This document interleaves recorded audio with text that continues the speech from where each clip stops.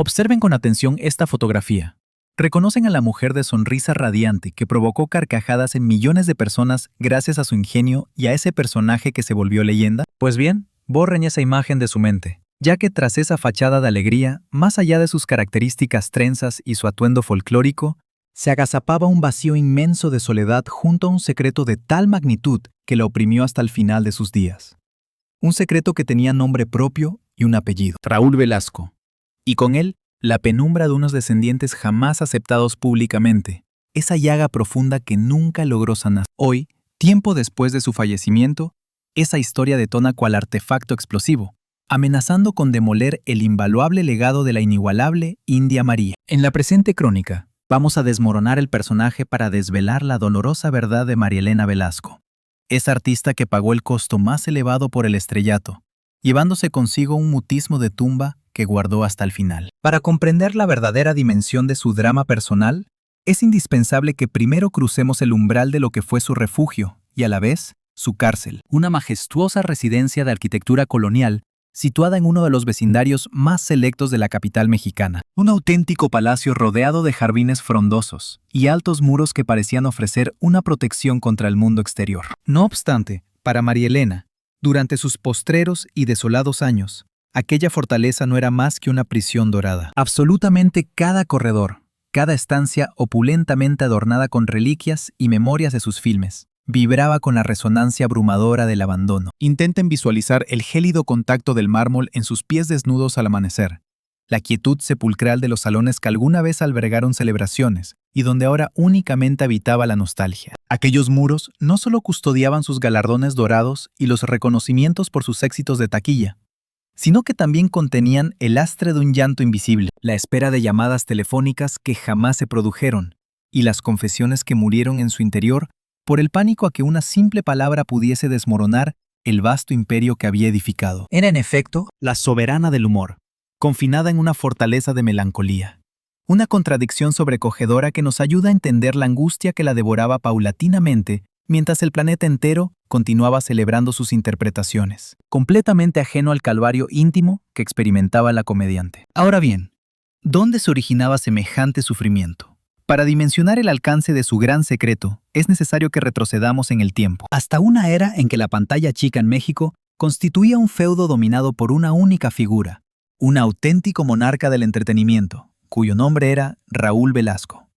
Su icónico programa Siempre en Domingo representaba mucho más que un simple espectáculo. Era la corte inapelable del estrellato, la plataforma capaz de consagrar a un artista con un mero ademán o de sepultarlo en el olvido con un simple comentario desfavorable. Fue en medio de ese cosmos de autoridad incuestionable donde irrumpió la figura de María Elena Velasco, una artista de un carisma desbordante y una agudeza mental excepcional, ingeniosamente camuflada tras la fachada del personaje sencillo y cándido de la India María.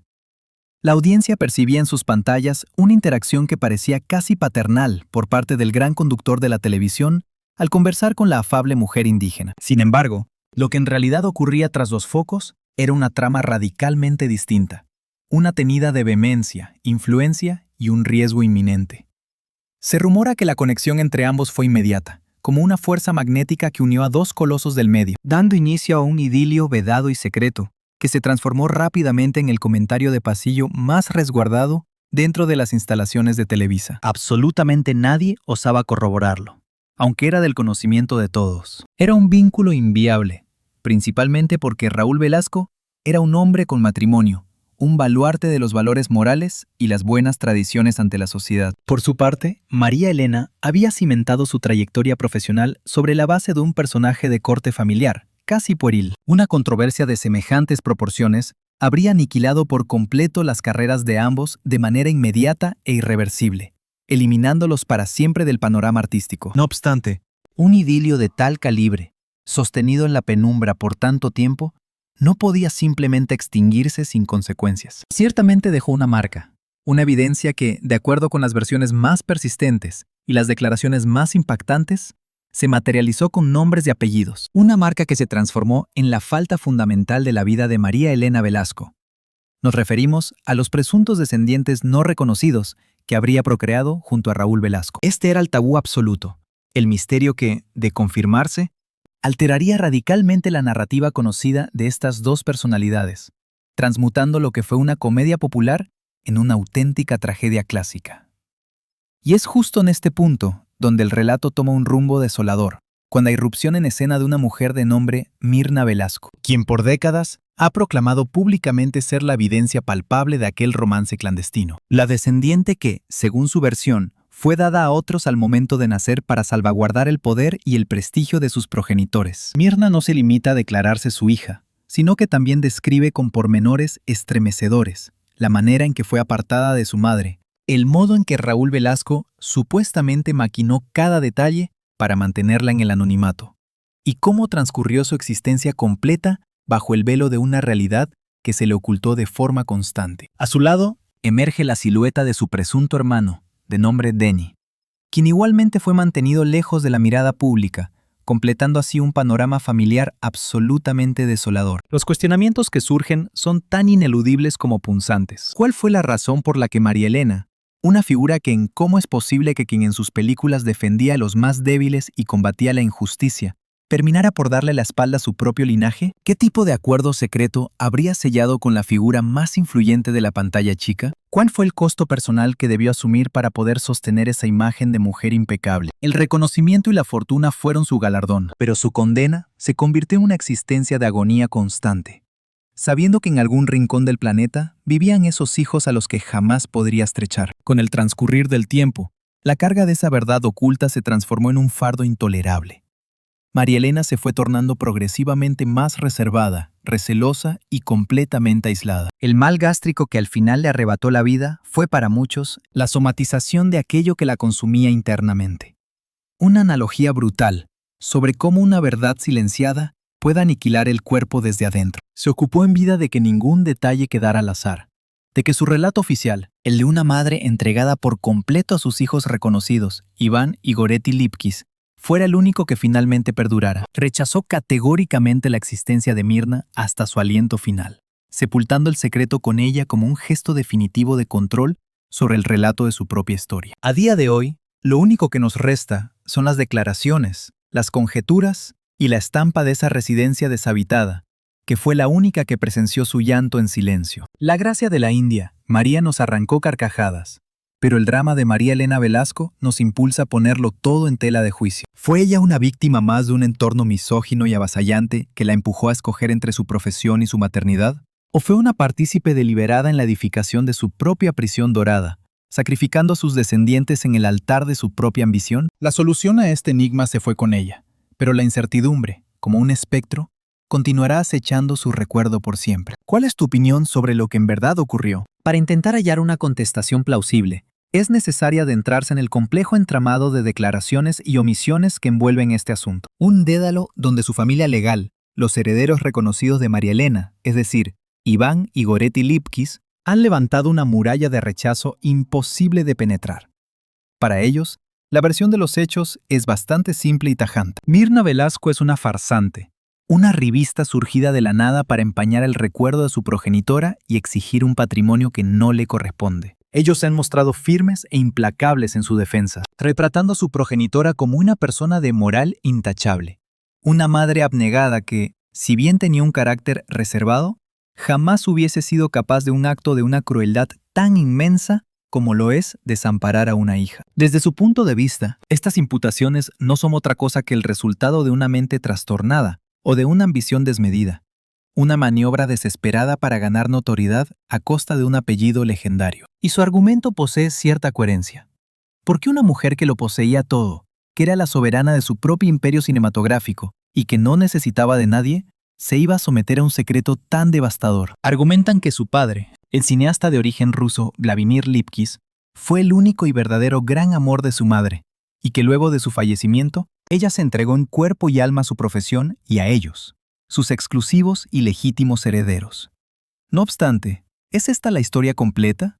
¿O se trata simplemente de la narrativa que ellos prefieren aceptar para salvaguardar el legado de la familia y, como es lógico, la herencia de varios millones que estaba en disputa? Porque al momento de escuchar la otra cara de la historia, es decir, el testimonio de Mirna, las convicciones comienzan a derrumbarse como un castillo de naipes. Mirna nos expresa con la soberbia de una usurpadora, sino que lo hace desde la aflicción crónica de una mujer que ha dedicado su existencia a la búsqueda de una identidad, de un semblante al que poder llamar mamá. Ella narra una niñez fragmentada, criada por una familia que, según su versión, aceptó dinero a cambio de mantener el secreto. Un hogar que le proveyó un techo, pero que jamás le dio el consuelo de la verdad. Describe memorias difusas, casi espectrales, de una dama muy elegante con una fragancia particular que la visitaba de vez en cuando, oculta entre las sombras. Una presencia que la rodeaba en un abrazo que mezclaba afecto y pánico, para luego desvanecerse tan súbitamente como había aparecido.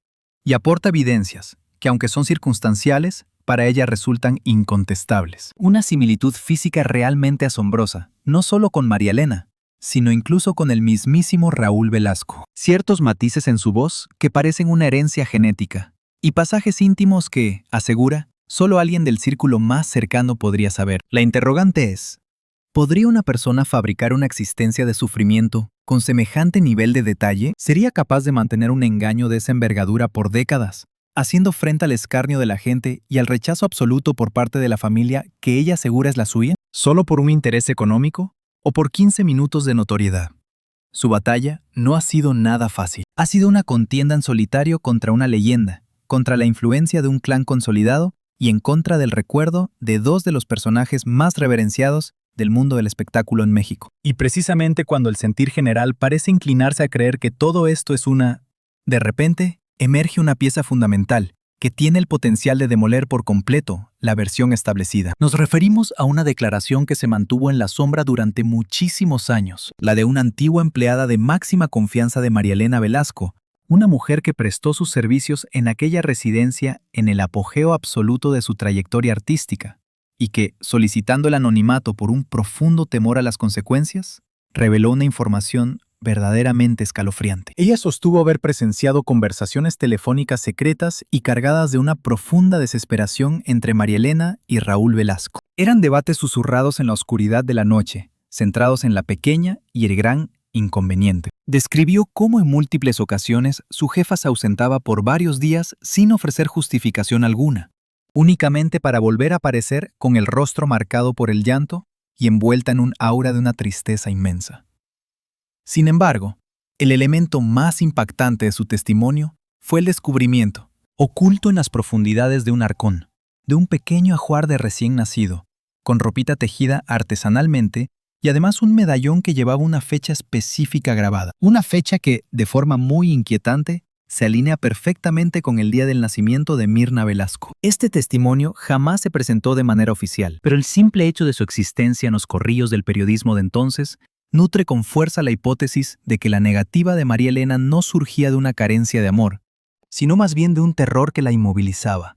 Un pavor diseñado y fomentado por el auténtico artífice de toda esta desgracia, el propio Raúl Velasco. No deberíamos menospreciar en absoluto la enorme dimensión del poder que aquel hombre llegó a detentar. Raúl Velasco era más que un simple conductor, era un verdadero hacedor de destinos. Su opinión se convertía en ley, y provocar su cólera podía suponer el final fulminante de una trayectoria profesional, el destierro absoluto de la industria. Se comenta que era un individuo encantador de cara al público, pero totalmente despiadado y dominante en la esfera privada. Él sabía mejor que nadie que la polémica de un descendiente fuera del matrimonio no solo pulverizaría su fachada de patriarca familiar intachable, sino que además le concedería a María Elena una inmensa influencia sobre él, un as en la manga que ella podría blandir en su contra. Por ello, la estrategia de encubrimiento debía ser impecable, a prueba de fugas y, por encima de todo, definitiva. Muy posiblemente fue él quien manejó los hilos en la sombra, quien halló a la familia de adopción, quien se hizo cargo de las gestiones económicas y, lo que es más crucial, quien se cercioró de que María Elena comprendiera a la perfección las nefastas repercusiones que tendría si hablaba. Seguramente la persuadió de que era la mejor opción para todos los involucrados, en especial para la criatura que podría crecer apartada del implacable circo de los medios. La habría seducido con la falsa esperanza de que en el futuro, una vez que las aguas volvieran a su cauce, hallarían alguna clase de arreglo. Una promesa que él sabía perfectamente que jamás iba a materializar. Se erigió como el protector de su intimidad y al mismo tiempo en su carcelero. María Elena, por otro lado, se encontraba totalmente inmovilizada en una red que ella misma había contribuido a tejer. Por una parte, el llamado del instinto maternal, ese lazo primario que ninguna falsedad puede llegar a romper. Por la otra, el pavor a quedarse sin absolutamente nada, su profesión, su famoso personaje, el sustento financiero de sus otros vástagos y tal vez incluso su propia integridad. Tratemos de comprender la psique detrás de tal elección. Cada ocasión en que la India María salía en escena, desatando las risas de los hogares mexicanos con su candor y su gran corazón, la actriz detrás de la máscara estaba sobrellevando una farsa que la consumía lentamente. Cada cinta en la que personificaba a la defensora de los desvalidos era un golpe directo a su propia conciencia. El triunfo se fue tornando en su más letal veneno. Conforme su notoriedad crecía, más gigantesco se hacía el secreto y más quimédica la idea de confesarlo.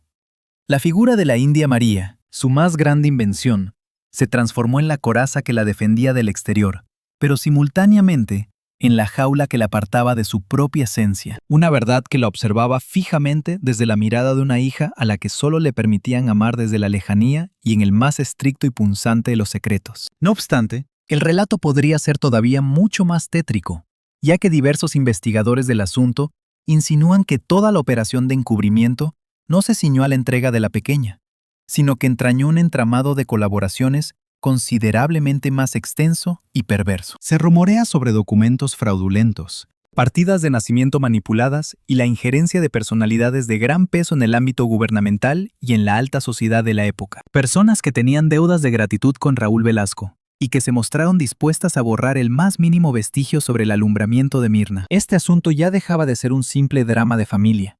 Se estaba perfilando como una conspiración de enormes proporciones, donde la discreción de muchos fue obtenida con dinero o impuesta por la intimidación. La propia Mirna ha manifestado haber sido objeto de amenazas anónimas a lo largo del tiempo, advertencias muy claras para que dejara de hurgar en el pasado si no quería afrontar las repercusiones. ¿Quién podría tener interés en acallar su voz tantos años después del fallecimiento de sus presuntos progenitores? ¿Cabe la posibilidad de que haya alguien más involucrado? Quizá alguien que siente pánico de que al tirar de este hilo se revele un foco de corrupción que trasciende con creces un simple romance clandestino. La opulenta residencia de María Elena entonces no era solamente una cárcel de lujo por el aislamiento, pero también un bastión para resguardarse de un entorno que estaba al tanto de su vulnerabilidad y podría explotarla en su contra, en el instante menos pensado. Toda comunicación de un número anónimo, cada sobre sin remitente, seguramente representaba una causa de profundo terror para su espíritu. Habitaba en un temor perpetuo a que la frágil estructura de mentiras que había edificado con tantísimo esmero se viniera abajo por una simple indiscreción, por un único comentario imprudente. Este pavor la empujó a adoptar precauciones progresivamente más extremas. Cuentan que durante su etapa final prescindió de los servicios de la mayoría de sus empleados domésticos, limitando su entorno de confianza a lo estrictamente indispensable. La paranoia se apoderó de ella, haciéndole percibir adversarios por doquier. Se distanció de amistades de toda la vida dentro del gremio, bajo la sospecha de que cualquier persona era capaz de vender su secreto. Aquella figura que arrancó carcajadas a una nación entera se transformaba poco a poco en una ermitaña, cautiva de una verdad que le demandaba una ofrenda cotidiana, su propia tranquilidad. La enfermedad que finalmente acabó con su vida no fue más que la estocada final para un alma que ya se encontraba exhausta tras largos años de sufrimiento y disimulo. Fue un tormento prolongado que la fue preparando para custodiar su secreto hasta el final. Sin embargo, el mutismo del sepulcro no está garantizado para siempre. En ocasiones, quienes ya no están se comunican mediante los rastros que abandonaron en este mundo. Y todo apunta a que María Elena, quizás en un gesto final de contrición o como un giro del destino, pudo haber dejado alguna señal. Circula el rumor entre aficionados y conocedores de la farándula sobre la existencia de un diario íntimo, una libreta de apuntes que la célebre comediante guardó celosamente a lo largo de su época de mayor éxito. Ninguna persona puede asegurar si se trata de un objeto verídico o de una mera fantasía popular. No obstante, aquellos que juran saber de su existencia garantizan que entre sus hojas no únicamente se corroboraría el romance con Velasco y la filiación de Mirna, sino que además saldrían a la luz las identidades de la totalidad de los involucrados que colaboraron en toda la farsa. Dicho diario representaría la revelación definitiva, el testimonio incontestable que tendría el poder de alterar el relato oficial y someter a un escrutinio moral no solo a dos leyendas, sino más bien a la red completa que posibilitó la ocurrencia de semejante catástrofe. La incógnita que flota en el aire y que todos comparten es: ¿cuál es el paradero de aquel famoso diario? ¿Acaso sus familiares lo incineraron para salvaguardar la reputación de su madre? ¿O quizá yace oculto en algún recoveco olvidado de aquella enorme residencia, aguardando a que una persona lo descubra para por fin sacar a la luz la verdad que María Elena nunca tuvo el valor de revelar mientras vivía? La pesquisa de este mítico objeto se ha transformado en una suerte de quimera para los reporteros especializados en la farándula, un elemento que podría poner punto final a años y años de conjeturas y sufrimiento. Entretanto, Mirna Velasco continúa con su batalla, que ya no se centra tanto en la validación jurídica o en lo económico, sino en un asunto mucho más esencial: el derecho a ser dueña de su propia narrativa, el derecho a proclamar su identidad abiertamente sin que la califiquen de desquiciada o de embustera. Y fue esa misma contienda la que la impulsó a realizar el movimiento más audaz y concluyente de todos: demandar por la vía legal un análisis genético que callara definitivamente a quienes la criticaban. Un examen que, en caso de ser afirmativo, sacudiría las bases de dos de los clanes más influyentes del espectáculo en México. Se antojaba como un paso coherente, la solución mágica que pondría fin al conflicto. Sin embargo, Mirna no dimensionó la influencia aplastante que aún detentaban los sucesores de ambos legados, incluso después de muertos. Lo que aconteció a continuación no se trató de un litigio, sino de un aniquilamiento metódico de cada una de sus ilusiones. El equipo legal de la familia Lipkiss, respaldado por recursos económicos prácticamente inagotables, implementó una táctica de desgaste total. Sostuvieron con vehemencia que la extracción de los restos de María Elena Velasco constituía un acto sacrílego, una ofensa a su legado, y presentaron a Mirna no como una descendiente en pos de la verdad, sino cual ave de rapiña tratando de sacar provecho de una herencia. Cada una de sus tentativas era neutralizada con un recurso de amparo distinto. Cada solicitud se perdía en un laberinto de trámites legales. La escena era similar a observar a un único individuo tratando de demoler un edificio de enormes proporciones con una simple herramienta. Y por parte de la estirpe Velasco, el mutismo resultaba todavía más ensordecedor. Un muro de apatía fríamente diseñado para transmitir la idea de que las imputaciones eran tan absurdas que no meritaban siquiera un comentario al respecto. La comunicación era directa y cruel. No representas nada. Eres invisible, y vamos a utilizar todo nuestro poder para que la justicia lo ratifique. Sucedió justo en el momento más oscuro de su contienda que un rayo de esperanza surgió del lugar menos previsible. Una comunicación de un desconocido la convocó a una cafetería de bajo perfil en la zona sur de la urbe. La voz que se escuchaba por el auricular pertenecía a un hombre mayor, con un tono vacilante pero decidido, y se limitó a pronunciar una sentencia. Estuve al servicio del señor Velasco por 30 años.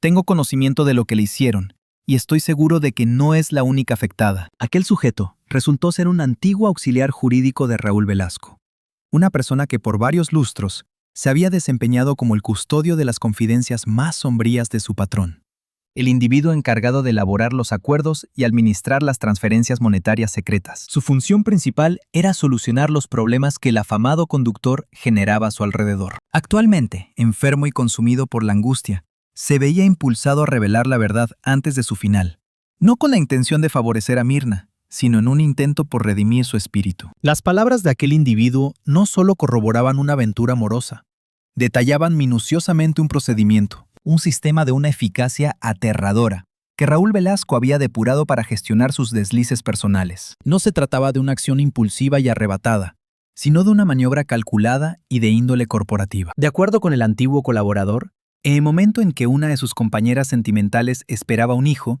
se ponía en marcha un engranaje de contención de crisis que constaba de 3 etapas. Primera etapa, la incomunicación. La dama en cuestión era al instante alejada de toda actividad social, utilizando una excusa cualquiera, como un supuesto viaje de placer o un recogimiento místico. Se interrumpía todo contacto con sus amistades y parientes para evitar cualquier tipo de conjetura. Segunda etapa, el pacto. Se le hacía firmar un convenio de silencio perpetuo, un escrito legal inquebrantable que la forzaba a ceder la totalidad de sus derechos relacionados con el bebé a cambio de una importante compensación económica, o, tratándose de artistas, la garantía de catapultar su trayectoria profesional hasta lo más alto. Tras el nacimiento, el recién nacido era puesto en manos de un núcleo familiar escogido con sumo cuidado, frecuentemente en otra entidad federativa, a la cual se le abonaba una asignación mensual de por vida para asegurar su discreción. La totalidad de los expedientes médicos del hospital eran oportunamente perdidos o modificados gracias a influencias deshonestas. La progenitora era entonces devuelta a su rutina habitual, no sin antes advertirle que la más mínima tentativa de acercamiento al infante provocaría el aniquilamiento completo de su existencia y la del pequeño. Al procesar esta información, a Mirna la recorrió un frío glacial que le paralizó hasta los huesos. Su existencia no era la consecuencia de un infortunio amoroso, sino la creación derivada de un protocolo de gestión empresarial. Fue en ese instante cuando el antiguo colaborador lanzó la revelación más impactante. Afirmó que el asunto de María Elena Velasco representó el desafío más grande que enfrentaron, ya que en contraste con las demás damas, ella opuso una firme resistencia. Un momento. Rechazaba el capital. No anhelaba mayor notoriedad. Su único y profundo deseo era su hija. Este hecho desencadenó un conflicto encubierto entre ambos personajes. Una pugna de tenacidades que se prolongó durante varios meses. Velasco, con el temor de que la influencia y la astucia de María Elena sobrepasaran sus sistemas de coacción, se vio obligado a emplear la estrategia más rastrera posible, el acoso sentimental. De acuerdo con el confidente, Raúl no se limitó a intimidarla con el fin de su trayectoria profesional, sino que además le mostró un expediente pormenorizado acerca de sus otros descendientes, Iván y Goretti, sugiriendo que si ella rompía el silencio, ciertos percances lamentables podrían sucederles. La intimidación no se expresó abiertamente. Se trató de una insinuación ponzoñosa, una idea sembrada en su psique que la paralizó de miedo hasta doblegarla. La forzó a decidir entre la pequeña recién nacida y los vástagos que ya criaba con esmero. La situó en una encrucijada sin salida, un suplicio anímico que la destrozó internamente. El mutismo de María Elena no nació de la codicia, sino que fue una manifestación de resguardo maternal extremo. Ella entregó a una de sus hijas para poder proteger a sus otros dos descendientes. Este dato transformaba por completo el panorama. Dejó de ser el relato de una madre insensible que desamparaba a su pequeña, para convertirse en la crónica de una persona cautiva en las redes de un individuo déspota y calculador. Sin embargo, el testimonio del hombre mayor no concluyó en ese punto. Extrajo de su portafolio una antigua agenda de cuentas, un registro personal que había conservado clandestinamente, ignorando las directrices de Velasco sobre eliminar toda la documentación. Aquel hombre era sumamente sistemático, comentó el colaborador. Deseaba mantener una supervisión de cada una de las transacciones, de cada uno de los mutismos que adquiría con dinero. En dicho cuaderno no solamente figuraba la identidad del clan familiar que acogió a Mirna, junto con las cifras precisas de los depósitos periódicos, sino que había una hoja adicional, y en ella se encontraba otra designación, la identidad de una actriz diferente, de gran renombre en aquel tiempo, acompañada del nombre de un infante y de una localidad septentrional de México. El pulso de Mirna se suspendió por un instante. Su presunto hermano, Denny, no representaba su único vínculo. Había como mínimo un hermanastro más, otro descendiente no reconocido de Raúl Velasco, resultado de idéntico mecanismo abusivo escondido en alguna parte de la nación, seguramente sin la más mínima sospecha sobre su auténtica procedencia. De improviso, la narrativa dejó de pertenecerle exclusivamente. Se convertía en el inicio de una pauta, la superficie de un colosal bloque de engaños y confidencias que amenazaba con implicar a varias de las personalidades más admiradas y reverenciadas de la era dorada del espectáculo mexicano. El colaborador le detalló que para Raúl Velasco, estas damas no eran compañeras sentimentales, sino recursos, y sus vástagos no previstos eran considerados lastres, los cuales necesitaban ser saldados en términos financieros. La figura de Denny, el presunto hermano de Mirna. Denny se ajustaba de manera desoladora a esta situación. En un claro contraste con la batalla de Mirna por la verdad, él, de acuerdo con los escasos testimonios de quienes lo conocieron, optó por la senda del autoexilio emocional. Se rumora que mantuvo ciertos encuentros ocasionales con la esfera de influencia de Velasco. Sin embargo, aquella vivencia resultó ser de una naturaleza tan devastadora que lo confinó a una existencia discreta, rayana en la reclusión, paralizado por el pánico de que el mismo entramado de poder que urdió el secreto de sus orígenes pudiera destruirlo por completo si se atrevía a hablar. Él personificaba la otra vertiente del trauma, no la confrontación, sino la claudicación. Era el espíritu quebrado de un muchacho que comprendió prematuramente que su sola vida constituía un asunto delicado destinado a permanecer en las sombras. Su mutismo no nacía de la connivencia, sino del instinto puro de conservación. Aquel cuaderno que el asistente le había confiado a Mirna era material explosivo. No se limitaba a validar su reclamo, sino que también descorría el velo hacia un escándalo de magnitudes colosales, aunque al mismo tiempo representaba una condena fatal. Dicho asistente le expresó una postrera advertencia solemne. Este diario contiene la verdad que buscas, pero su precio podría ser tu propia existencia. Las figuras cuyos nombres figuran en estas páginas, o bien sus descendientes, moverán cielo y tierra para asegurar que este contenido jamás se revele. Raúl Velasco edificó un dominio monumental sobre la base de estos pactos de silencio, y tales dominios no se desmoronan sin un conflicto encarnizado. Ahora Mirna se encontraba ante una encrucijada de una magnitud superior. Debía emplear estos datos para corroborar su relato personal, centrándose exclusivamente en la hoja donde aparecía su nombre. ¿O acaso poseía el deber ético de encontrar a las demás personas implicadas, desenmascarar la maquinaria completa y provocar un cataclismo capaz de aniquilar herencias, familias enteras y prestigios forjados a lo largo de 50 años? Al abrir aquel cuaderno y contemplar la meticulosa escritura que detallaba los abonos, las fechas y los implicados, comprendió que el asunto había trascendido su esfera personal. Ya no era una lucha contra el clan Lipkis. La contienda ahora era ella contra los anales secretos de la pantalla chica en México. Una confrontación directa con una conspiración de silencio que implicaba a decenas de individuos influyentes, gran parte de los cuales seguían activos y con enormes intereses en juego. Su odisea por encontrar a su madre la había conducido al hallazgo de un verdadero cementerio de confidencias. Y al hojear sus páginas, percibió un detalle todavía más perturbador. Encontró apuntes cifrados, iniciales sueltas y fechas sin un receptor evidente, transferencias a corporaciones pantalla y alusiones a iniciativas particulares que parecían no guardar vínculo alguno con la ocultación de infantes. ¿Qué otros secretos guardaba Raúl Velasco? ¿Cuál era el alcance real de sus tentáculos? Aquel diario no era simplemente la bitácora de sus transgresiones privadas. Más bien, se perfilaba como la cartografía de una red de depravación considerablemente más extensa y compleja. Y justo en la hoja final, un único apunte, trazado con una tinta distinta, como si se hubiese agregado mucho tiempo después, exhibía una frase que le robó la respiración. El favor Tigre. Archivo MV. Bodega 27. ¿A quién se referían con el Tigre? Y sobre todo, ¿qué diablos podía albergar aquel almacén que tuviera una conexión tan directa con las iniciales de su propia madre, María Elena Velasco? Su cruzada personal por conocer su origen acababa de mutar en la investigación de una. De verdad que, ahora lo intuía con absoluta certeza, resultaba inmensamente más arriesgada y de un alcance mucho mayor de lo que nunca pudo concebir. Aquel nombre retumbó en sus pensamientos con la fuerza de una onda expansiva silenciosa.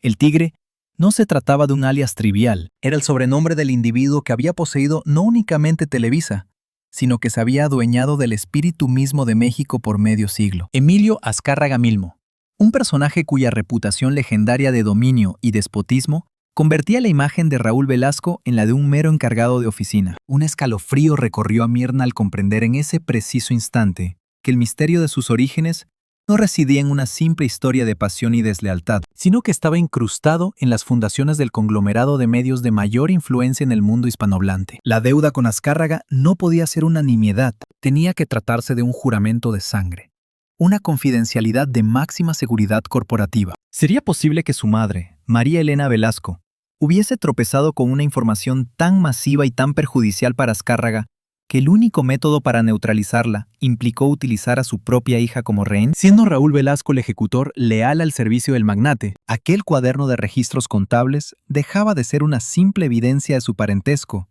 para convertirse en la llave que abría una caja de Pandora que albergaba los pecados de toda una maquinaria. Una estructura en la que las celebridades eran consideradas meros activos, las confidencias eran el principal capital de negociación y las existencias de las personas eran absolutamente desechables. Con el corazón latiéndole a 1000 por hora, tomó la decisión inaugural de esta nueva y arriesgada etapa de su vida. Previo a la búsqueda del almacén, era imperativo verificar si el mismo esquema se replicaba en otros casos, si la crónica de la otra fémina mencionada en el cuaderno correspondía a la realidad. Se trataba del nombre de una célebre vedette de la década de los 70. Una artista cuya trayectoria profesional se había extinguido de manera enigmática y repentina, precisamente cuando se encontraba en el pináculo de su fama. Encontrar su paradero fue una auténtica odisea, un dédalo de apellidos de matrimonio y domicilios desactualizados. Sin embargo, al final, por medio de un enlace en el mundo del periodismo que tenía una deuda con ella, logró obtener un número telefónico que resultó ser la clave. ¿Apacible ciudad provinciana? Al realizar la llamada, la voz que le contestó sonaba débil, resquebrajada por el peso del tiempo. Pero en el preciso instante en que Mirna mencionó el nombre de Raúl Velasco, aquella aparente debilidad se convirtió en un pánico gélido y cortante. «No tengo idea de lo que dice», musitó la anciana. «Se encuentra usted en un completo error». Mirna, sin darse por vencida, insistió aludiendo al cuaderno, al nombre del muchacho y a la ciudad. Se produjo una pausa prolongada al otro lado del teléfono. Una quietud tensa, impregnada con décadas de temor acumulado. Finalmente la anciana rompió el silencio, aunque su voz no era más que un susurro helador. «Pon mucha atención, jovencita insensata. Existen sepulcros que jamás deberían ser profanados. La tranquilidad que ahora poseo la pagué con la propia vida que se me negó. Si continúas hurgando en el pasado, no solo hallarás lo que anhelas, sino que también descubrirás la pala con la que ellos te cavarán tu propia fosa. Borra este número de tu memoria. Bórrame a mí de tus pensamientos. Olvídalo absolutamente todo antes de que ya no haya vuelta atrás». Y cortó la comunicación. El seco chasquido del auricular resonó con más contundencia que una detonación. Aquello representaba la prueba definitiva que buscaba, pero también la amenaza que la dejó completamente petrificada. El entramado de terror permanecía inmaculado, las viejas heridas aún supuraban dolor, y los espectros del ayer conservaban su capacidad letal. En ese momento comprendió que se encontraba completamente sola. La localización de la bodega número 27 se transformó en una auténtica obsesión casi enfermiza. La nota no especificaba una dirección, tan solo un número aislado. Aquello podría significar cualquier lugar dentro del territorio nacional. Decidió comenzar por el camino más lógico. Indagó en los registros de la propiedad buscando bienes a nombre de María Elena Velasco, del propio Raúl Velasco o de sus compañías. No hubo suerte. Invirtió semanas enteras en archivos gubernamentales, escudriñando guías comerciales de aquellos años, tratando de localizar compañías de almacenaje que quizá pudieran continuar en funcionamiento. Se trataba de una labor de investigación para la cual no se sentía capacitada, y con el transcurrir de cada jornada, la inquietante impresión de que alguien la vigilaba se intensificaba. Un coche oscuro y sin matrícula parecía materializarse en el espejo retrovisor con una alarmante regularidad. Las comunicaciones telefónicas a su domicilio se interrumpían de manera inexplicable y súbita. Percibía la opresión de un engranaje imperceptible que, a pesar de su antigüedad y su óxido, seguía operativo. Un mecanismo concebido específicamente para amedrentar, para hacer desistir. ¿Se trataba acaso de la familia Lipkis o eran más bien los vestigios del antiguo poder de Velasco? Aquellos legatarios de sus confidencias que, de algún modo, habían sido puestos sobre aviso. El terror se había convertido en un acompañante perpetuo. No obstante, la memoria de aquella voz despavorida del artista la motivaba a no rendirse. Su lucha no era únicamente por ella, sino por la memoria de todas las que fueron forzadas a guardar silencio. La clave definitiva para resolver el misterio apareció de la manera más insospechada. Al examinar antiguas entrevistas concedidas por su madre, se topó con un comentario hecho al pasar, casi como un chiste, durante un programa radiofónico de la década de los 80. En él, comentaba su afición por atesorar los atuendos de sus filmes y declaraba sonriendo: «Francamente, ya no tengo idea de dónde almacenar tanto trasto. Me parece que tendré que alquilar un pequeño depósito cerca de los antiguos estudios, para evitar que todos mis cachivaches terminen echándome de mi propio hogar». Cuando decía «los viejos estudios», aludía a los estudios Churubusco, el epicentro mismo de la cinematografía en México. Sin duda, era una conjetura muy audaz, pero constituía el único indicio del que disponía. Dedicó varias jornadas a explorar los polígonos industriales que rodeaban aquel emblemático centro de producción cinematográfica, investigando sin descanso, indagando sobre depósitos de gran antigüedad, sobre establecimientos que hubiesen permanecido allí durante 30 o 40 años. Casi todas las personas la observaban con extrañeza, como si hubiera perdido el juicio. Hasta que un hombre mayor, responsable de un aparcamiento, un individuo que daba la impresión de haber venido al mundo en esa misma avenida, finalmente identificó el objeto de su pesquisa. «Ah, claro», comentó. «Usted está buscando los almacenes fílmicos del sur. Prácticamente nadie se acuerda ya de ese lugar. Era el sitio donde las casas productoras solían resguardar sus negativos y sus rollos de película, antes de que todo se volviera digital. Se encuentra al fondo de esta misma calle. Es esa construcción con aspecto de estar en ruinas, aunque dudo mucho que le permitan el acceso. Ese sitio lleva clausurado desde hace muchísimos años». Su corazón latió con fuerza. La estructura era un inmenso bloque de hormigón grisáceo, con todas las ventanas selladas con tablones y una atmósfera que recordaba a un mausoleo industrial. Sobre el portón principal Una gruesa cadena y un candado tan grande como un puño parecían custodiar décadas de misterios. Era evidente que no había manera de acceder por esa entrada. Sin embargo, el antiguo asistente de Velasco, durante su reunión, le había proporcionado, además del cuaderno, un modesto llavero que sostenía una única y oxidada llave mientras le decía: tal vez este objeto le sea de utilidad para desvelar un acceso que jamás debió ser clausurado. Hasta ese preciso instante, Myrna no había comprendido el verdadero alcance de aquellas palabras. Bordeó la construcción hasta que localizó una discreta puerta de servicio fabricada en metal, prácticamente oculta por la densa maleza que había crecido sin control. El cerrojo era de un modelo antiguo, pero parecía corresponder a la llave que tenía. Con el pulso acelerado y una enorme expectación, la insertó en la cerradura. La llave giró emitiendo un rechinido metálico que pareció quebrar la quietud de todo el vecindario. La puerta cedió, revelando un corredor sumido en la penumbra, cuyo aire apestaba a polvo, a moho y a un aroma adicional: el del celuloide, aquel perfume químico y evocador tan característico del séptimo arte. Valiéndose de la luz de su móvil, se adentró con cautela por un laberinto de corredores, debidamente identificadas. Las cifras en las puertas habían borrado con los años: 21, 22, 23. La atmósfera se volvía y en ese momento la distinguió: la puerta 27. Aunque el número había sido trazado con una plantilla, justo debajo alguien había agregado con un pincel muy delicado las iniciales MV. Sin duda, era ahí. El cerrojo de aquella puerta en particular era distinto, de una manufactura más reciente. Myrna estuvo a un instante de claudicar, creyendo que requeriría un cerrajero, pero al presionarla, la puerta cedió. No tenía seguro puesto, como si su descubridora estuviera predestinada a encontrarla. Lo que halló en el interior la dejó absolutamente paralizada. No se trataba de anaqueles con documentos ni archivadores repletos de papel. La bodega era un diminuto santuario dedicado al séptimo arte. Se alzaban estanterías metálicas que rozaban el techo, y sobre ellas descansaban cientos de latas de celuloide en una organización impecable. Eran rollos de 16 y 35 milímetros. Sobre una mesa de trabajo ubicada en el centro se encontraba una moviola antigua, junto a una empalmadora de cintas y un proyector. Era la sala de montaje secreta de su madre. Pero lo verdaderamente sobrecogedor no era el equipamiento, sino el contenido de esas latas. Las etiquetas, escritas con la caligrafía refinada y metódica de Marielena Velasco, no detallaban escenas de sus largometrajes, sino que contenían códigos indescifrables. SV-R, V-entrevista. No divulgar.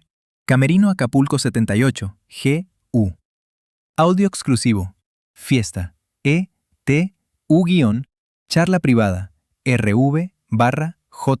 Se trataba de incontables horas de metraje desechado, de diálogos capturados sin que los involucrados tuvieran conocimiento, de situaciones íntimas y muy comprometedoras, inmortalizadas por una lente que, al parecer, nunca dejaba de grabar. Su madre no había sido únicamente una celebridad. Había operado como una agente encubierta dentro de su propio universo. Fue entonces cuando, en el estante más resguardado, dentro de una caja de seguridad metálica, que extrañamente se encontraba abierta, descubrió una colección de latas con un etiquetado distinto. Estas no presentaban claves, sino nombres propios. El nombre de una figura política de inmenso poder en aquel entonces, el de un magnate empresarial que se consideraba intocable, el de un alto mando de la policía, y junto a cada nombre figuraba un año. María Elena no había estado simplemente ocultando un secreto. Había estado edificando un polvorín. Había estado acumulando los trapos sucios de todos aquellos que la habían intimidado, almacenándolos con paciencia, aguardando el momento preciso en que podría utilizarlos. Y en el corazón de esa colección de artefactos explosivos latentes había una única lata, de mayor tamaño que las otras, envuelta con sumo cuidado en un paño de terciopelo negro. Su etiqueta no llevaba ni nombre ni código. Solo exhibía 2 palabras trazadas con una tinta carmesí, que casi evocaba la sangre: mi venganza. Con unas manos temblorosas que se negaban a obedecer sus órdenes, Myrna tomó la lata de la caja. Su peso excedía el del metal y el celuloide. Cargaba con décadas de silencio forzado, de lágrimas reprimidas y de una rabia contenida que por fin había adquirido una forma tangible. La inscripción, con su caligrafía rojiza y desafiante, era un testamento por sí sola. Una póstuma declaración de hostilidades. No necesitó meditarlo. Comprendió que no podía marcharse de ese lugar sin descubrir qué contenía el arma final de su madre. Con una torpeza que rozaba la profanación, Instaló el rollo de película en el proyector antiguo, sintiendo su corazón golpear en sus oídos con cada chasquido del mecanismo. Un aroma a ozono impregnó el ambiente en cuanto activó la lámpara y accionó el interruptor. El motor del proyector empezó a girar emitiendo un zumbido hipnótico, como un eco de espectros que despertaban. Y sobre la pared polvorienta de la bodega, un rectángulo luminoso y parpadeante cobró vida propia. La proyección era inestable. No se trataba de una producción cinematográfica. Era una grabación cruda, personal. Era el rostro de María Elena Velasco, pero de una manera en que Mirna jamás la había contemplado. Era simplemente una mujer que rondaba los 30 y tantos años, con los ojos hinchados de tanto llorar, pero sosteniendo una mirada con la dureza del acero puro. Se encontraba sentada en lo que aparentaba ser una modesta habitación de hotel, observando fijamente el objetivo, como si su mirada pudiera atravesar el tiempo para clavarse directamente en los ojos de su hija perdida. Si estás presenciando esto, se escuchó su voz, que no era el tono cantarino de su personaje, sino una voz grave, quebrada, aunque increíblemente firme. Significa que todo resultó de la peor manera, o quizá exactamente como debía ser. Implica que ya no me encuentro aquí para cuidarte, pero también que por fin posee la libertad para conocer la verdad. La imagen se cortó.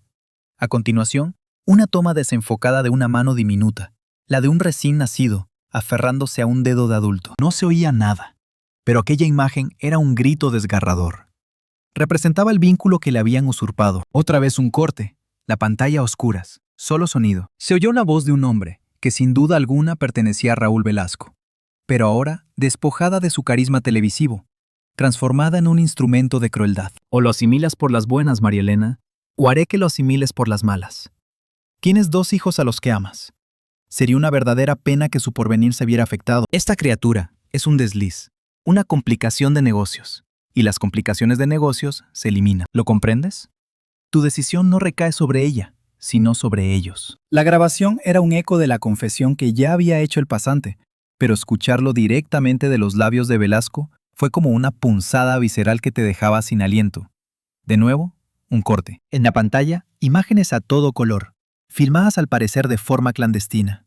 Un jardín resplandeciente, y en él, un niño y una niña muy pequeños. Eran Iván y Goretti, corriendo y soltando carcajadas, totalmente ignorantes del enorme sacrificio que sustentaba su felicidad.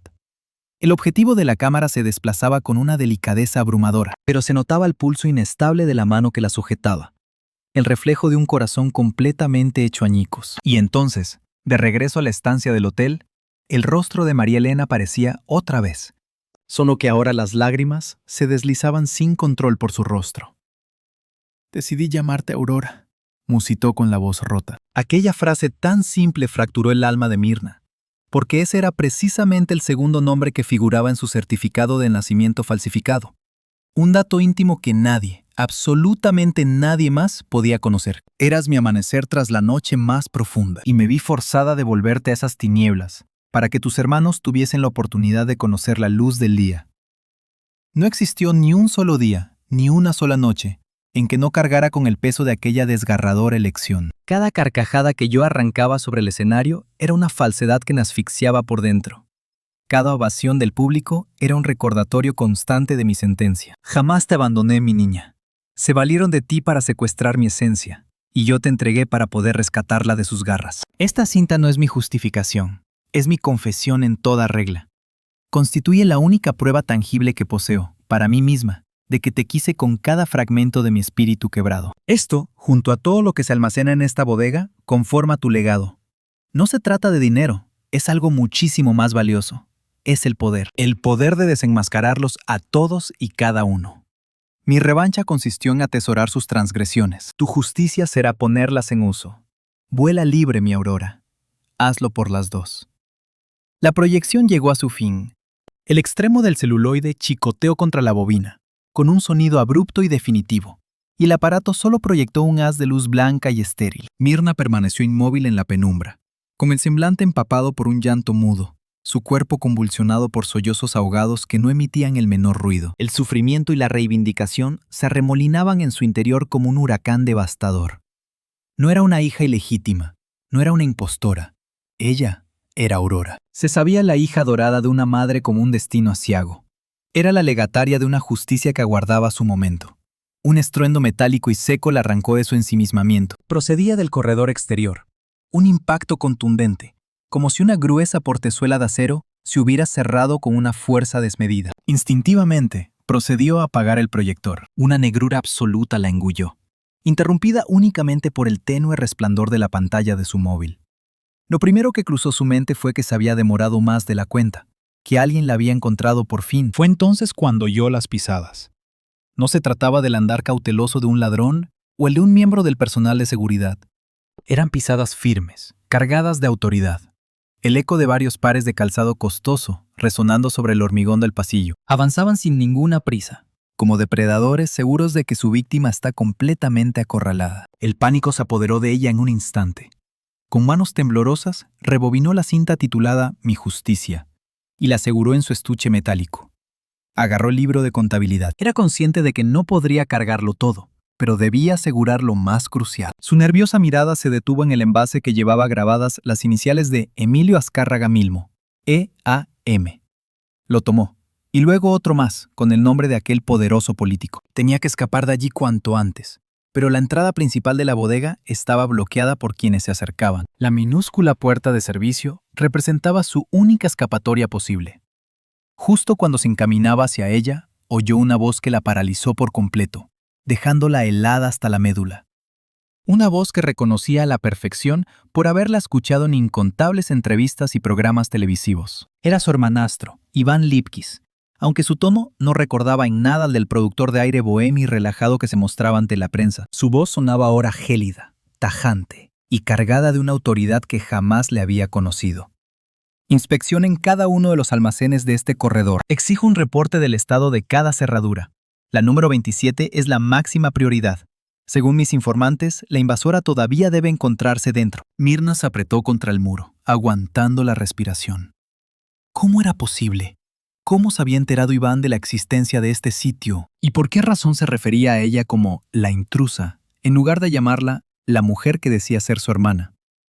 El portón del almacén 27, precisamente el que ella había encontrado sin cerrojo, se abrió despacio, inundando el sagrado refugio de su madre con el resplandor blanco y frío de las potentes linternas tácticas. Iván ingresó escoltado por dos individuos de traje que se movían con la calculada eficiencia de la seguridad profesional. Su mirada escaneó el recinto, el proyector, las estanterías y finalmente se fijó en la caja de caudales, que estaba abierta de par en par. Un gesto de profundo fastidio se dibujó en su rostro. Sabía que no podíamos fiarnos de que la hubiera destruido por completo, masculló para sus adentros, para luego ordenar a sus hombres. Procedan. Recójanlo absolutamente todo, cada lata, cada fragmento de papel. No puede quedar ni el más mínimo rastro. Y si dan con ella, sean sumamente discretos.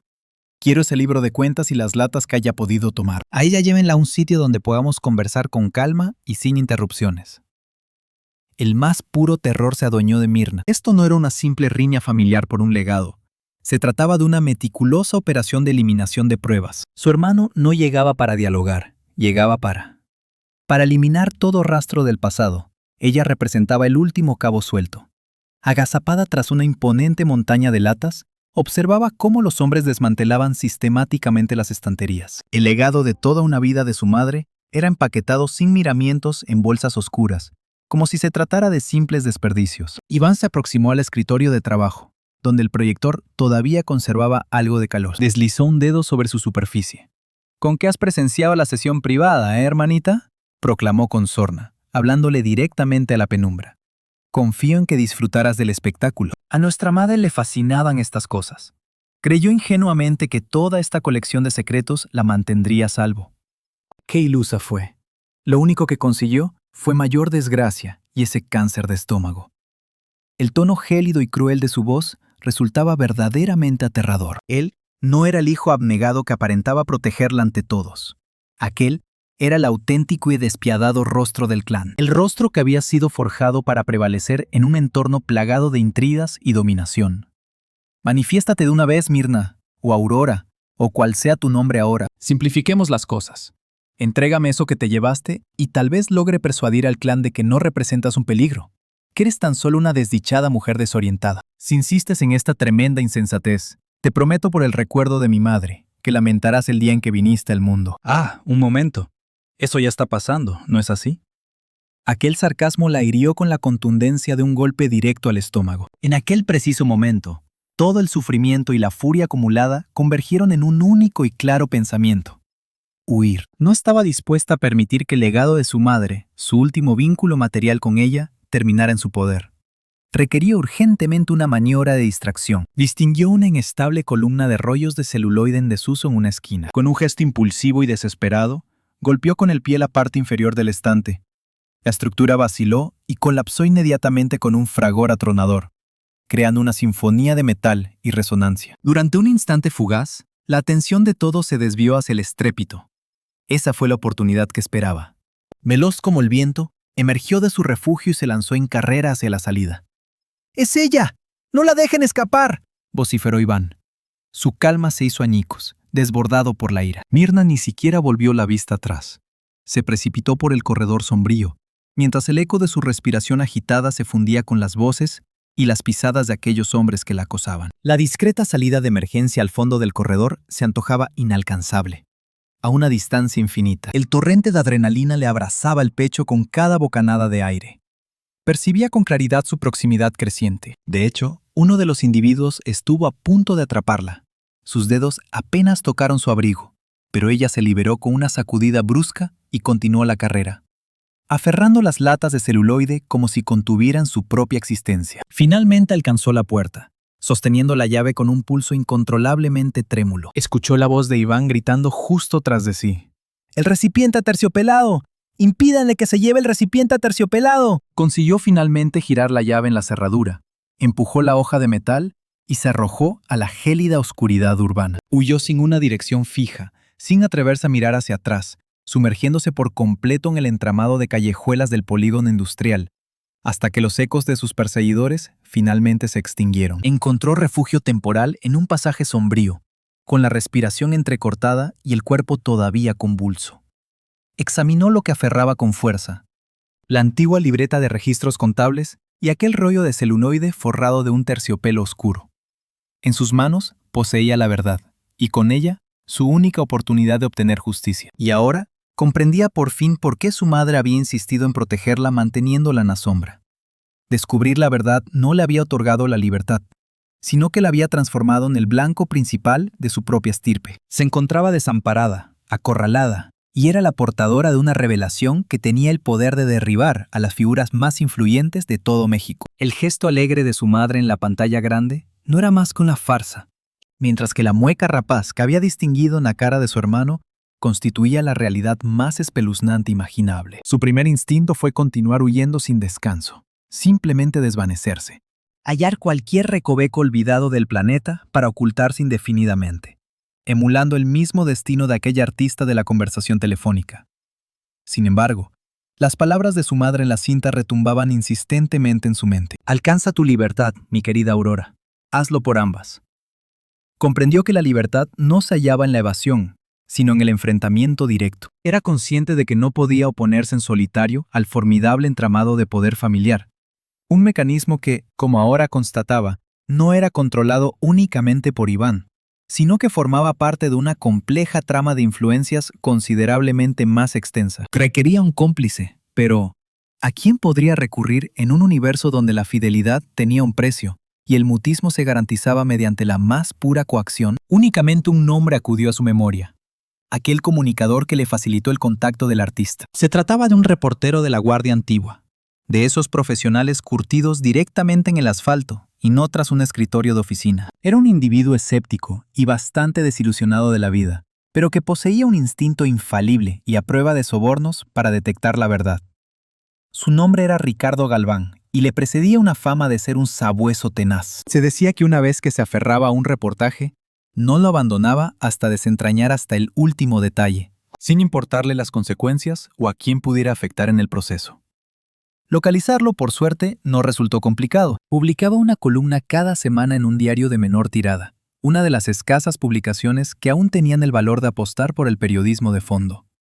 Concertó una cita con él en un sitio francamente poco convencional, un local de lavado autoservicio con horario ininterrumpido en pleno distrito trabajador. Un espacio lo suficientemente anónimo y bullicioso como para garantizar la privacidad de su diálogo. Galván se presentó a la hora acordada. Un individuo que rondaba la sesentena de años, con su rostro era un mapa de arrugas, y la fatiga en su mirada revelaba haber presenciado demasiado. Omitió el saludo formal, y en su lugar se acomodó justo enfrente, junto a la hilera de máquinas que giraban con su compás hipnótico. ¿Qué puede ser tan crucial como para hacerme venir? ¿Qué se supone que haces en mi casa a estas horas?, inquirió él directamente, con esa voz que el tabaco había vuelto cascada. Mirna optó por el silencio. Como única respuesta, empujó sobre la mesa aquel libro de contabilidad. Galván le dedicó una mirada de pura indiferencia. Pero en el momento en que lo abrió y sus ojos recorrieron las hileras de nombres, fechas y cifras, su rostro se transformó. El cinismo se esfumó, para ser sustituido por una avidez depredadora. Sus ojos, que antes parecían muertos, ahora refulgían con la excitación de un depredador que se topa con la pieza más importante de su existencia. Pasaba las hojas con lentitud, mientras su dedo índice repasaba los nombres de figuras políticas, artistas y magnates. Dejó escapar un silbido casi inaudible. «Esto no es una exclusiva», musitó. «Esto es el fin del mundo tal y como lo conocemos». Fue entonces cuando Mirna presentó la lata de celuloide protegida por una funda de terciopelo. «Y esto», añadió ella, «es el primer jinete del apocalipsis». Se lo relató absolutamente todo. El almacén, la confesión de su madre grabada, la persecución incesante, la puñalada de su propio hermano.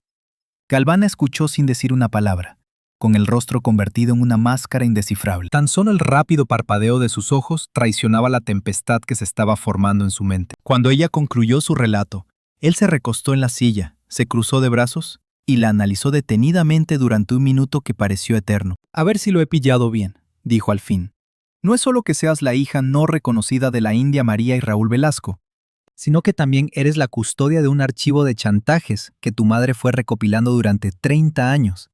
Y tu propia gente, con tu encantador hermano pequeño a la cabeza, intenta obligarte a casarte, para arrebatarte todo ese material antes de que hagas estallar una bomba atómica en las mismas entrañas del poder establecido». ¿He resumido bien la situación? Mirna asintió sin emitir sonido. Galván soltó una risa áspera, carente de cualquier alegría.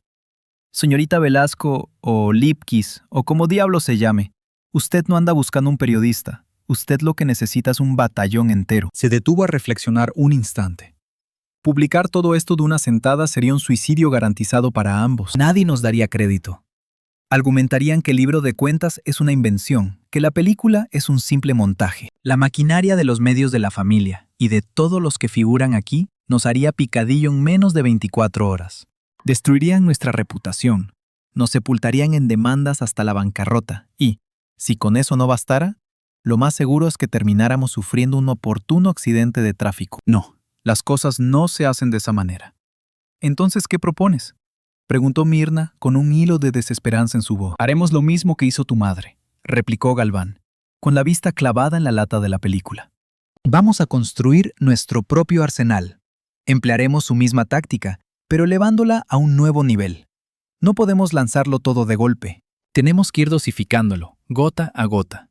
Una pequeña filtración por aquí, un rumor anónimo por allá. Publicamos una página de libro, pero no la que todo el mundo se imagina. La de un pez gordo, sí, pero no el más grande. Lo justo para que el nerviosismo empiece a cundir, para que los que aparecen en estas páginas comiencen a mirarse de reojo, a preguntarse quién va a ser el próximo en caer. Lograremos que se aniquilen entre ellos». Su estrategia era tan retorcida como brillante. No lanzarían un ataque frontal. En su lugar, introducirían un virus en el corazón del sistema y esperarían a que la paranoia hiciera el trabajo sucio. Su primer movimiento se centraría en la película. «No podemos hacerla pública todavía», sentenció Galván. «Pero sí podemos enseñársela a la gente correcta. Nos hace falta un proyector de 16 milímetros y un sitio que sea seguro». Galván tenía un viejo amigo proyeccionista de cine, de sus años mozos, que ahora vivía jubilado y llevaba un modesto cineclub de autor en pleno centro histórico. Un rincón que ofrecía joyas olvidadas del cine para un reducido grupo de nostálgicos. Era el sitio ideal, discreto, con el equipamiento preciso y gestionado por un hombre que detestaba el poder establecido con cada molécula de su cuerpo.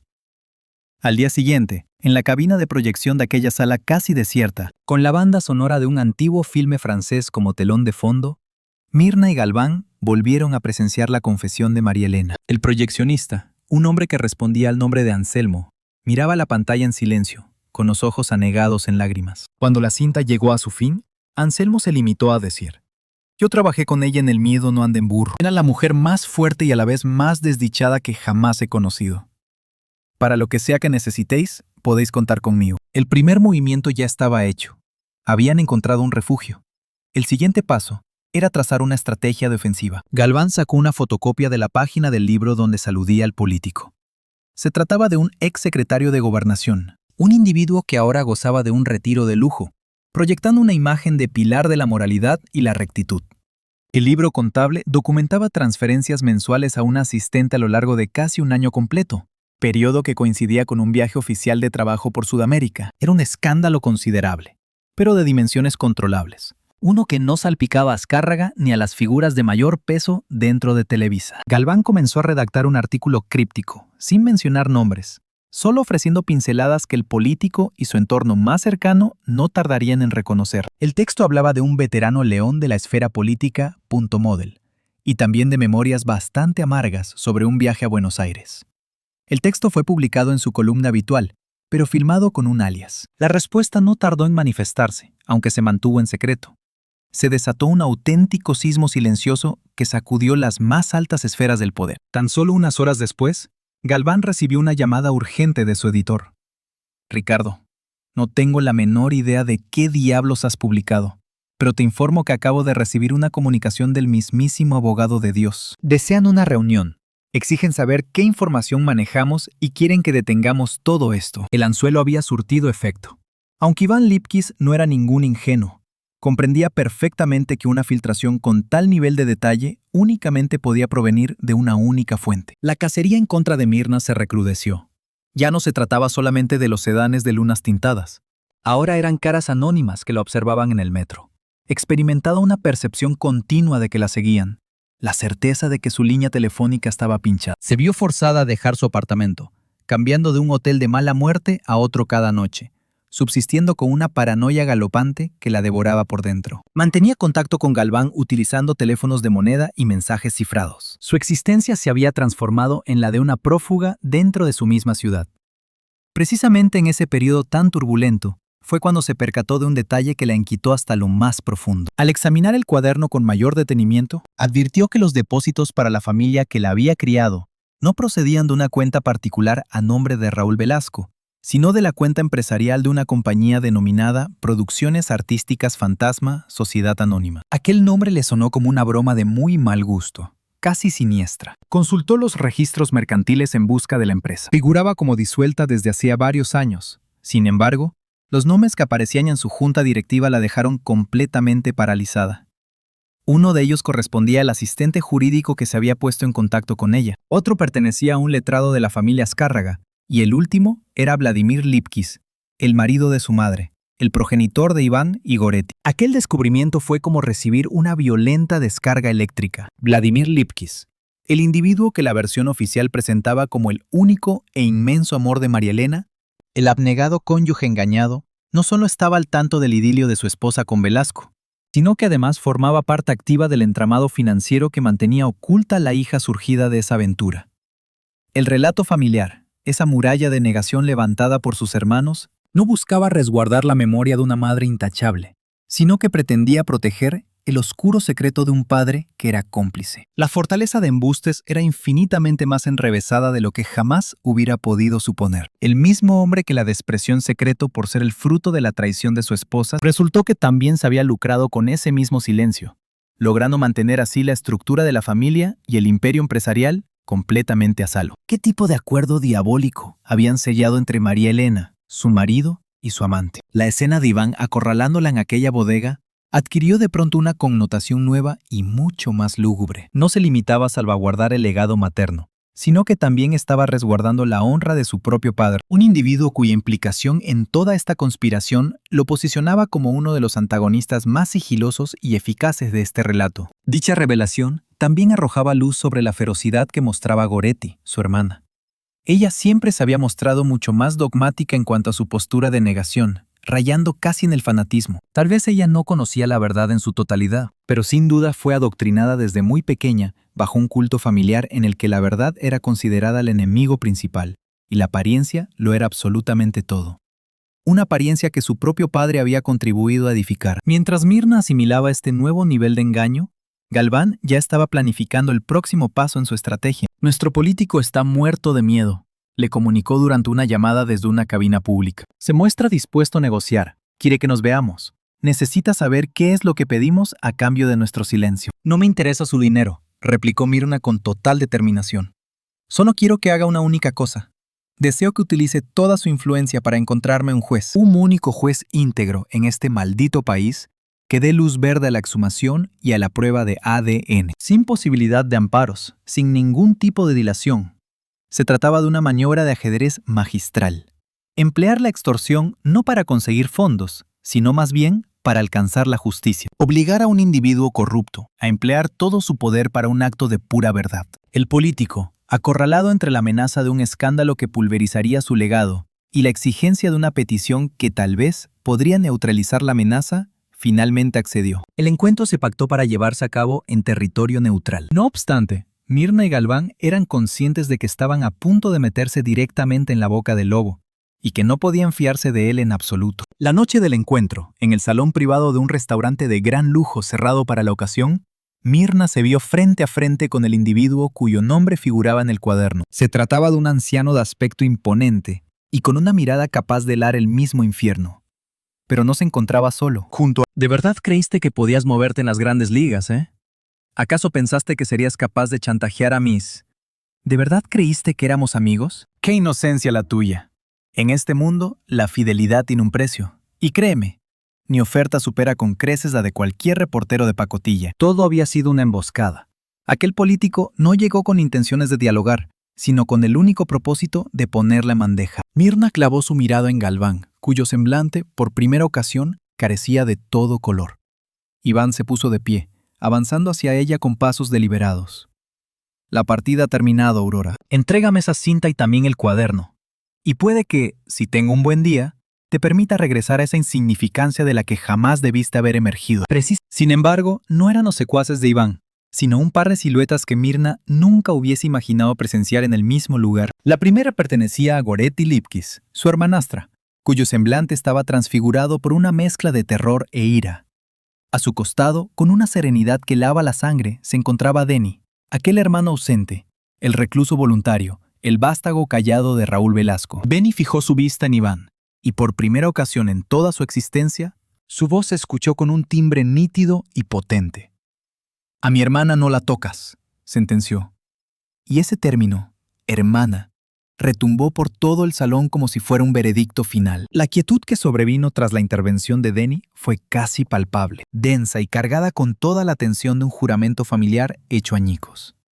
Iván quedó petrificado, viendo cómo su sonrisa arrogante se desfiguraba hasta convertirse en un rictus de asombro y rabia contenida. Buscó con la vista a Goretti, esperando alguna respuesta, pero ella rehuía su mirada, manteniendo los ojos clavados en el piso, mientras un temblor la recorría. «¿Tú qué demonios pintas aquí?», siseó Iván, dirigiéndose a Denny, aunque su voz destilaba un veneno que iba destinado a los dos. «¿Y tú?», agregó con desdén mientras apuntaba a Goretti. «¿Te atreviste a traerlo después de todo lo que nos ha costado controlar este teatro de absurdos?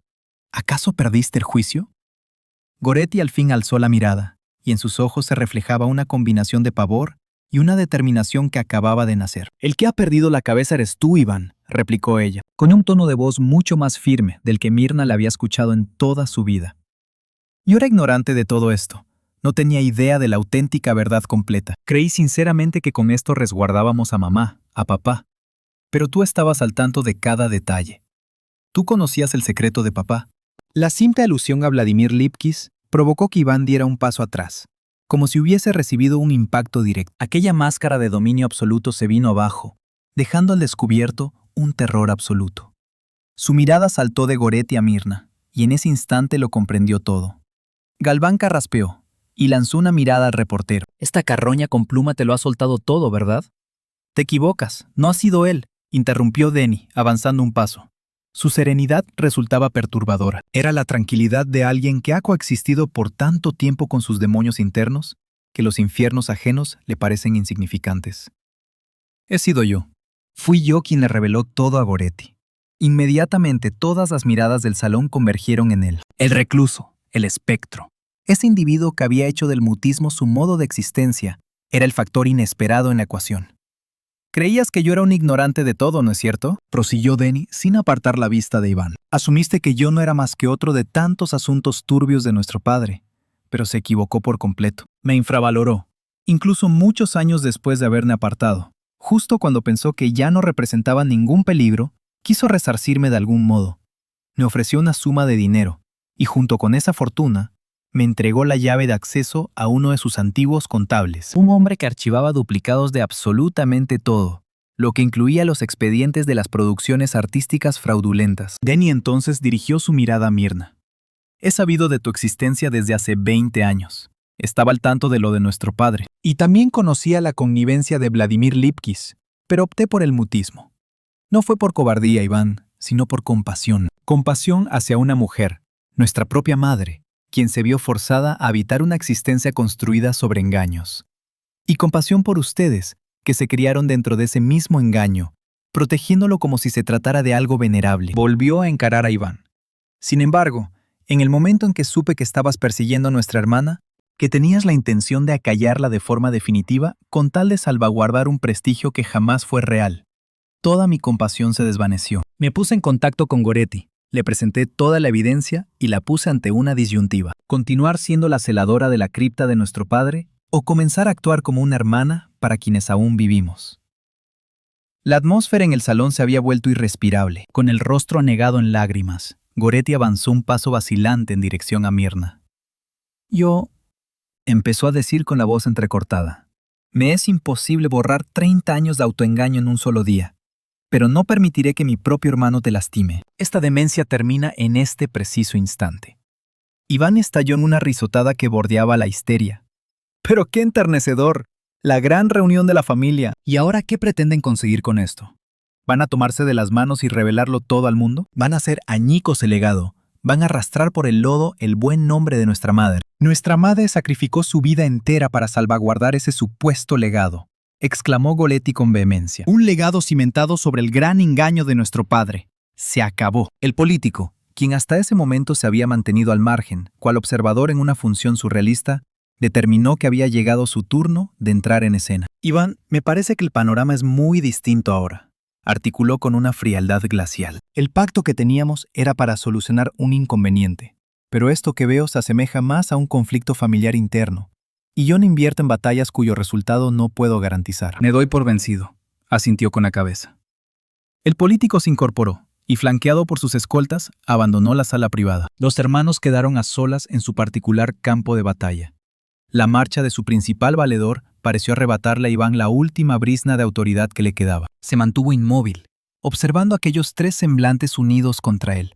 Y por vez primera, Mirna no distinguió un monstruo, sino un individuo sobrecogido por el pánico. Una persona cuya existencia completa dependía de la falsedad que en ese instante se venía abajo. Con la lata del film en sus manos, Mirna avanzó un paso. «El objetivo no es arruinar un legado, Iván», expresó con una voz serena pero cargada de determinación. «Se trata de narrar la historia auténtica, la que le pertenece a ella, la nuestra, esa que nos fue arrebatada». Por fin, el conflicto había concluido.